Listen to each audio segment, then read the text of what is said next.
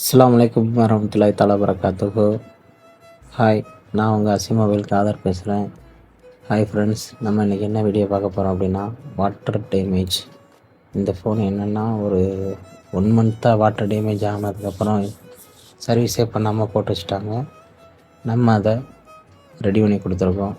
So தண்ணியில் விழுந்துச்சுன்னா உடனே பக்கத்தில் எங்கேயாவது கொடுத்து சர்வீஸ் பண்ணிடுங்க சர்வீஸ் சென்டரில். அப்படி இல்லைனா இந்த மாதிரி தான் காம்போ புதுசாக மாற்றுற மாதிரியே இருக்கும்.